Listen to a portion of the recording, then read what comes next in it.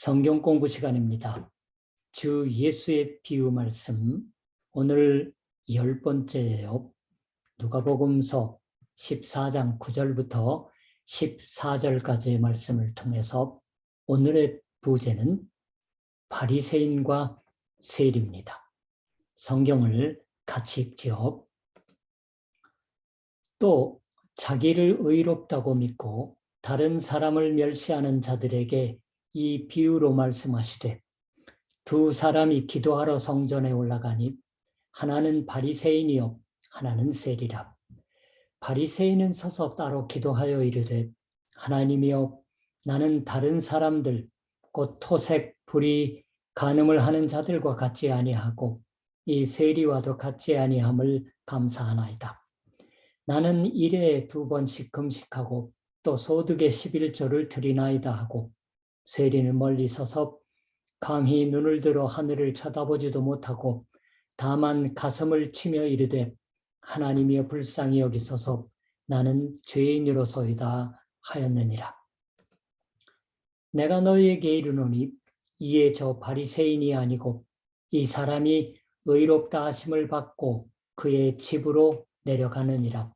무릇 자기를 높이는 자는 낮아지고 자기를 낮추는 자는 높아지리라 하시니라.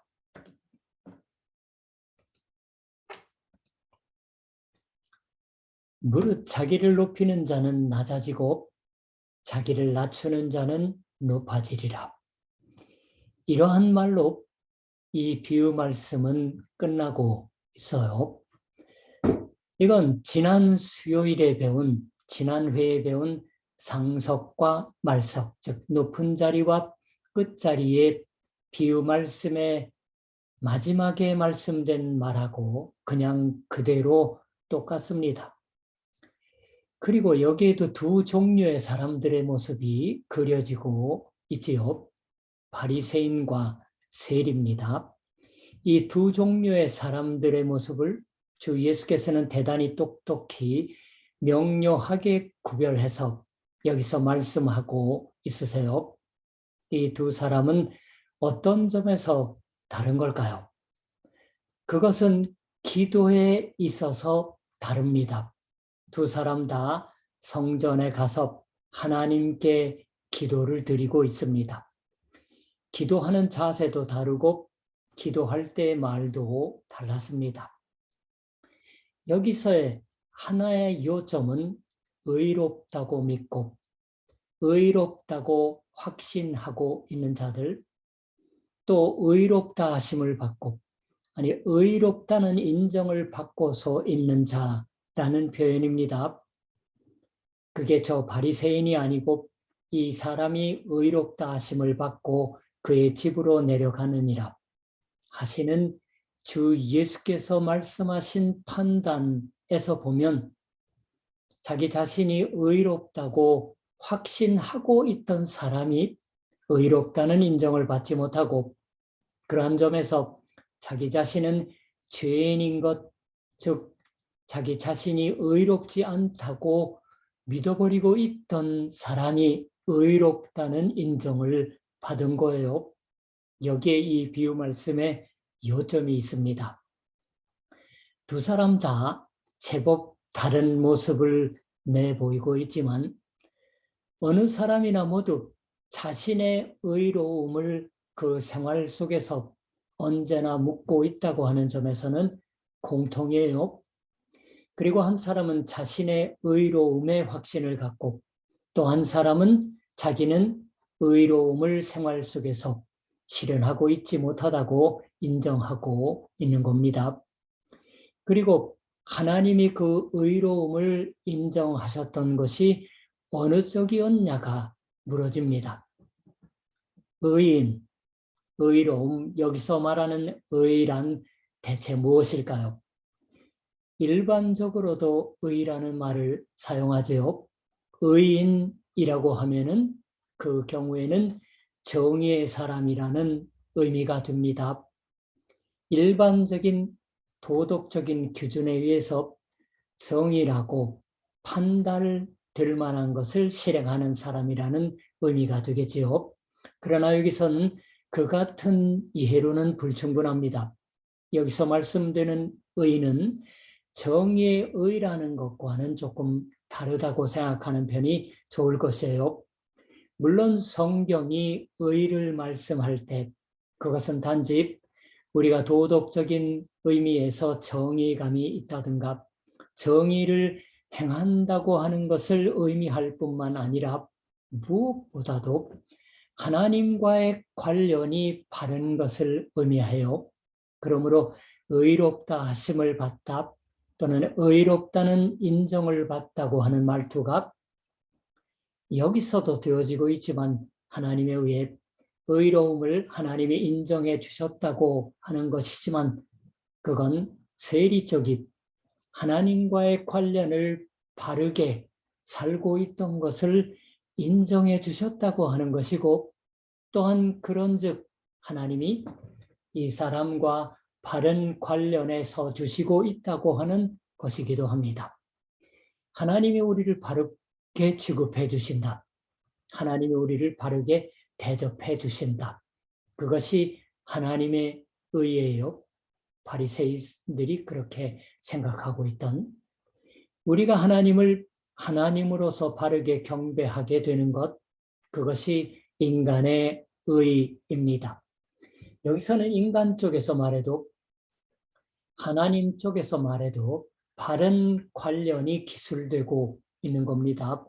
따라서 여기서 두 사람의 의가 무엇보다도 기도에 있어서 무너지고 있다고 하는 것도 당연한 거예요. 한낱 도덕적 행위에 있어서의 정의가 아니라 기도에 있어서의 의가 무너집니다. 바른 기도의 모양이 무너진다고 하는 것에 있어서 인간의 의가 바르게 무너지는 겁니다. 인간이 의로운 사람이다 하고 인정받을 때 하나님을 하나님으로서 바르게 부르고 공경하고 있는 관계가 정연해진다고 하는 것이에요. 이게 기본입니다. 이러한 하나님과의 관계가 깔끔히 갖추어지고 있으면, 확실히 갖추어지고 있으면 타인과의 사이의 관계도 갖추어지는 것입니다. 혹은 저 잃어버린 아들의 얘기를 제가 드렸을 때 말했던 것처럼 자기 자신과의 관계도 바르게 갖추어지고 거기에 우리가 흔히 얘기하는 정의가 생겨납니다. 바리새인은 서서 따로 기도하여 이르되 하나님이여 나는 다른 사람들 곧 토색, 불의, 간음을 하는 자들과 같지 아니하고 이 세리와도 같지 아니함을 감사하나이다. 나는 일회에 2번씩 금식하고 또 소득에 11조를 드리나이다. 주 예수께서는 바리새인이 서서 기도하고 있다고 말하십니다. 확실히 하나님 앞에 서서 기도하고 있어요. 단 이 기도의 자세가 두루 무너집니다. 예를 들면 우리는 기도한다고 하는 것을 무엇보다도 기원한다, 기도하여 원한다라고 이해합니다. 하나님께 무언가를 간절히 부탁하는 거예요. 인간에게는 언제나 결여되는 것이 있고 게다가 하나님의 은혜는 잠시도 결여되어서는 곤란하니까 그걸 언제나 구하는 기도를 하는 것이 당연합니다. 혹은 또한 기도는 하나님께 감사하는 것이라고도 생각합니다. 수고합니다. 하나님으로부터의 선물 없이 살 수는 없기 때문이에요. 그렇지만 이 바리새인의 기도는 그 같은 원하는 것을 기도하는 것도 아니지만 감사도 아니에요. 아니 이 사람도 확실히 감사의 말을 하고는 있습니다. 이렇게 기도했던 것이에요. 하나님이여 나는 다른 사람들 곧 토색, 불의, 간음을 하는 자들과 같지 아니하고 이 세리와도 같지 아니함을 감사하나이다.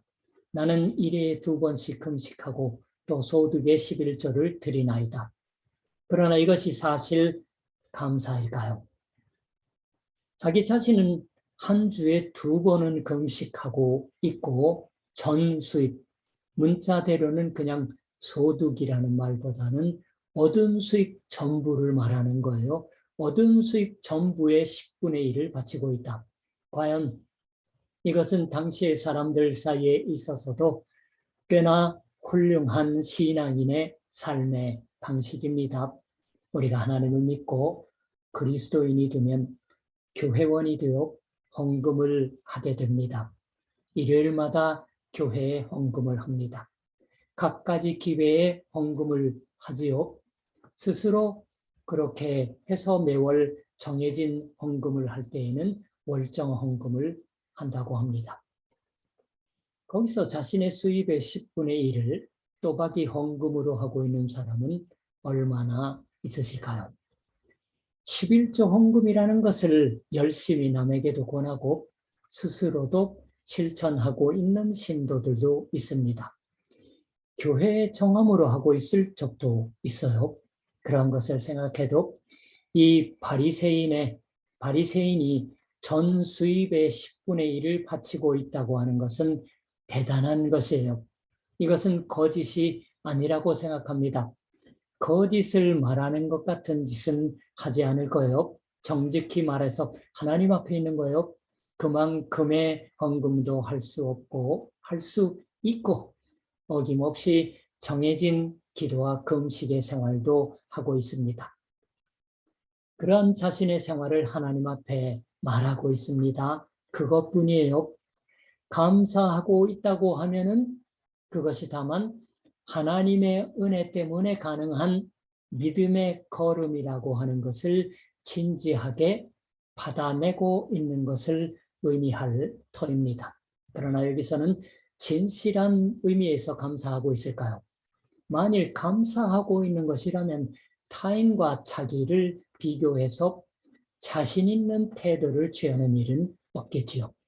자랑할 일이 아닙니다. 하나님 앞에. 이 기도는 자기 자신을 진술하고 있습니다. 사실을 이야기하고 있습니다. 왜 사실을 이야기하고 있을 따름이냐고 하면 이 자신의 신앙인으로서의 훌륭한 사실이 하나님이 제대로 보아주신다면 그 이상 아무것도 말할 게 없다고 하는 것이겠지요. 당당한 자신감 있는 자신의 신앙의 모습을 하나님 앞에 이제 말씀드리고 있는 거예요. 생각해보면 이 정도의 일은 하나님이 잘 아실지도 모릅니다. 그렇다고 하면 하나님께 다짐 받고 싶어 할 뿐인 듯한 거예요. 뭐냐 알고 있다라고. 특히 기도를 하고 있을 때 또 한 사람 세리가 자기와 나란히 서지 못하고 멀리 떨어져서 기도를 하고 있습니다. 그것이 기도하고 있던 바리새인의 눈가에 들어오고 있었는지 아니면 목소리를 듣고 세리라고 짐작했었는지는 모르겠어요. 거기서 기도가 이어졌던 겁니다. 하나님 잘 아시지요? 저는 저 세리 같은 인간도 아닙니다. 세리라는 것은 앞서 설명을 드렸던 것처럼 죄인과 똑같이 하나님을 등지고 있는 사람, 사람들에게 경멸받고 있는 사람이라고 간주되고 있었습니다. 바리새인은 자기들은 세리, 죄인과는 같지 않다고 자신들과의 사이에 명료한 구별을 하는 것에 의해서 자기들의 입장을 확보하고 있던 것입니다. 그 같은 세리와는 저는 다릅니다. 거기서 감사를 하고 있어요. 그러한 의미에 있어서 감사를 하고 있습니다.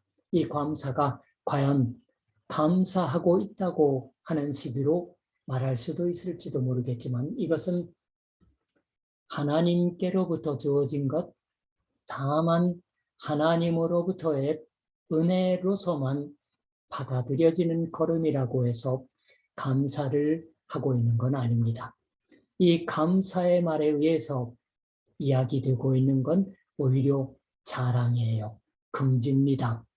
자신의 자랑스러운 생각이 담겨져 있습니다. 그같이 살지 않는다고 하는 주 예수께서 또한 여기에 자기를 높이는 자의 모습을 보고 있으세요. 의가, 의로움이 하나님과의 바른 관련이다라고 하면 그 하나님과의 바른 관련은 스스로 이미 확보하고 있는 것입니다.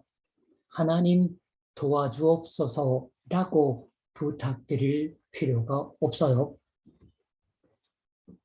나 같은 사람이라도 하나님과 바른 관련으로 사는 것을 할 수 있는 건 하나님의 덕분입니다라고 감사할 필요도 없는 사람이에요. 은혜로 하나님께 의롭다는 인정을 받을 필요도 없습니다. 하나님과의 바른 관계는 자신의 스스로의 생활에 의해서 확보되고 있는 것이에요. 그 자기를 하나님이 의롭다고 해주시는 건 당연한 일인 겁니다. 그런데 또 다른 한편의 세리는 판이했어요. 세리는 멀리 있어서 감히 눈을 들어 하늘을 쳐다보지도 못하고 다만 가슴을 치며 이르되 하나님이여 불쌍히 여기소서 나는 죄인이로소이다. 자기 자신을 의롭다고 할 수가 없는 거예요. 자기는 죄인인 것입니다. 죄인이라고밖에 부를 도리가 없는 겁니다.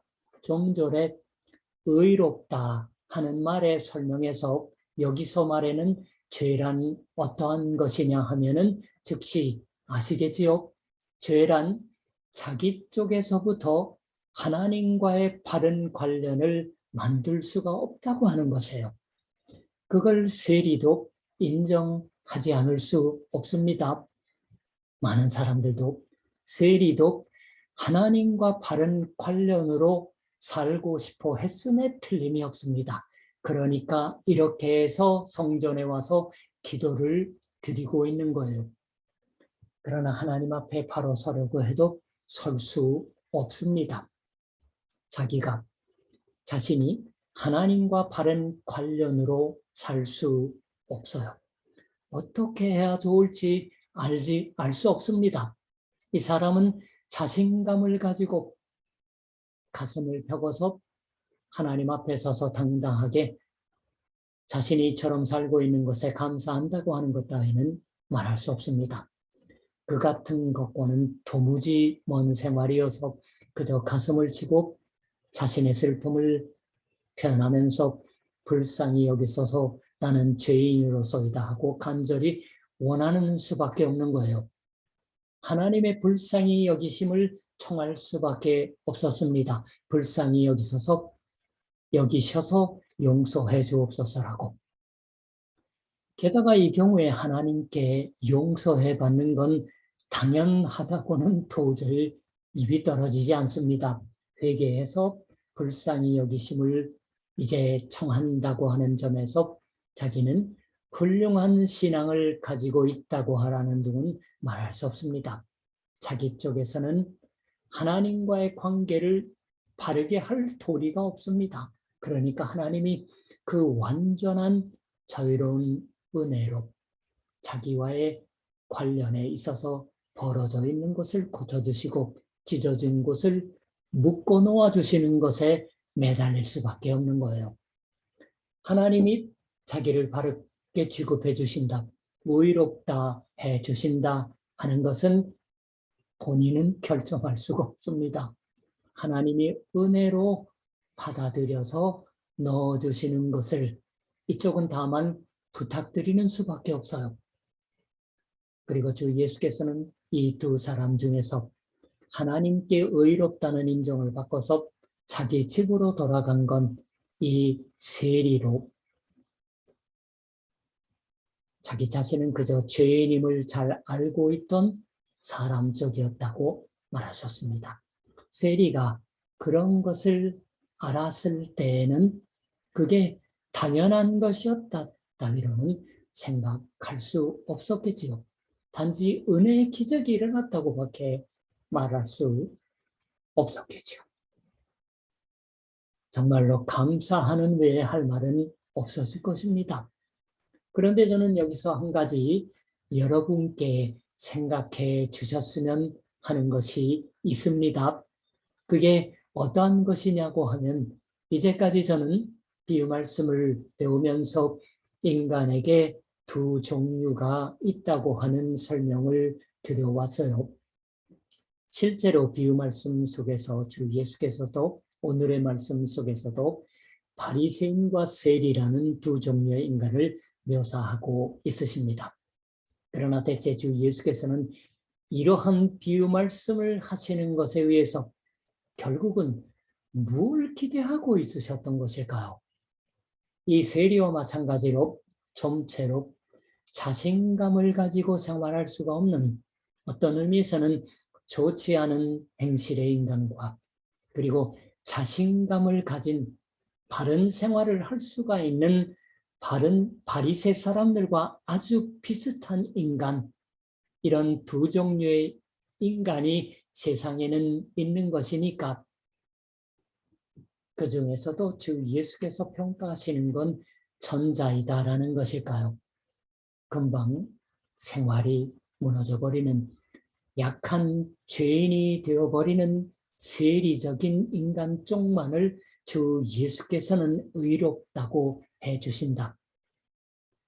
그와 같이 세상에는 말하자면 하나님의 불쌍히 여기심이 없으면 살아갈 수 없는 인간과 하나님의 불쌍히 여기심 따위 없어도 살아갈 수 있는 인간, 이 두 종류가 있다고 하는 것만을 주 예수께서 말씀하시고 있는 것일까요? 물론 인간의 종류의 구별 같은 것이 아닌 것은 금방 알 수가 있습니다. 무릇 자기를 높이는 자는 낮아지고 자기를 낮추는 자는 높아지리라.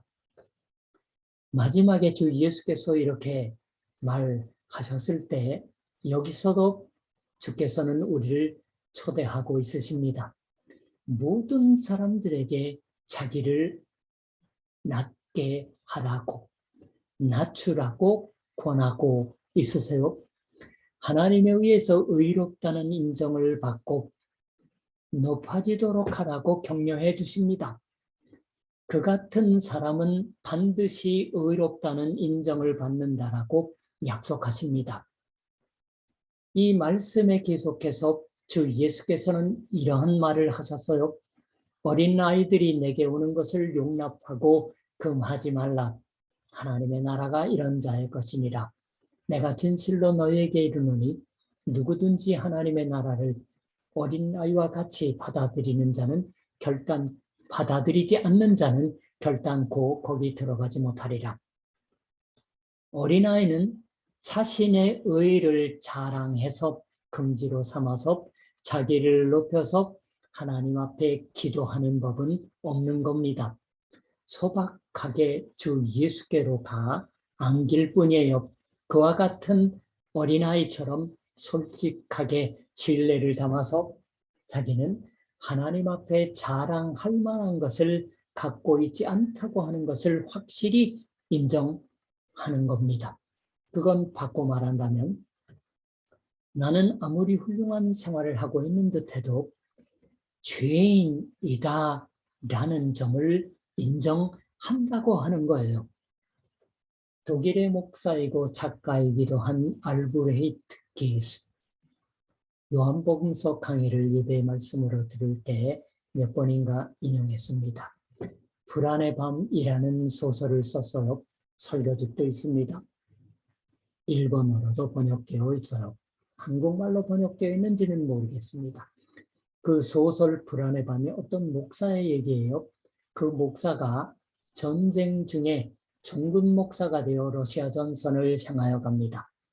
거기서 어떤 탈영병의 총살에 입회하지 않으면 안 되게 돼요. 그래서 그 부대장을 만납니다. 탈영병이 속해 있던. 만나보니까 그 부대장도 실은 목사예요. 지금은 소집을 당하여서 군인이 되어 있는 장교입니다. 이 두 현직 목사와 지금 군인이어서 목사에게 탈영병을 총살하라고 명령하고 입회할 것을 명한 다른 군인도 등장합니다. 오만하고 스러울 만치 그러한 인물이 등장하는 거예요. 명령한. 그런데 이 사람도 또한 전에는 목숨을 꼽게 그렇지만 신앙을 버리고서 나치의 영합해서 장교가 되었습니다.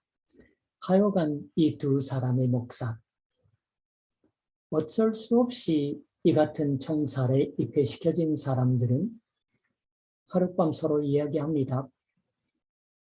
자기들이 올바르게 쭉 살아온 셈이었는데 자기들은 잘못된 일을 하지 않겠다고 생각해왔는데 그러나 지금 자기들은 잘 알 수 있다. 아무리 바른 일을 하자고 생각해도 인간이 무력하다. 히틀러에게 협력하지 않을 수 없었다. 자기들이 살아갈 때 인간으로 살아가는 이상은 누구도 죄로부터 자유로이 될 수 없다. 살아있다는 것 자체가 죄라고 말할 수 있지 않을까. 우리 같은 불쌍한 죄인을 위해서 하나님의 은혜를 구해서 구해서 기도하자라고 서로 얘기합니다. 이러한 때의 기도는 바로 이 세리의 기도와 같은 기도밖에 할 수 없는 것이 아닐까요? 우리가 살아있을 때 갖가지 형태로 자기와 자신의 가족의 이익을 지키기 위해서 우리 교회만의 이익을 지키기 위해서 때로는 기도합니다. 그런 점을 깊이 깨닫는다고 하면 가슴을 치고 눈을 들어 하늘을 쳐다보지도 못하고 하나님의 용서를 부탁하는 수밖에 없지 않을까. 그러나 그같이 기도할 때 반드시 죄가 사함받고 의롭다는 인정을 받습니다. 그러한 식으로 이윽고 십자가에 달리실 주 예수께서 이 비유 말씀을 하시는 것입니다. 이것도 또한 주 예수께서 창작하신 비유 말씀이에요. 깊은 은혜로부터 생겨난 비유 말씀입니다. 자, 그럼 다음번 성경 공부 때 만나 뵙겠습니다.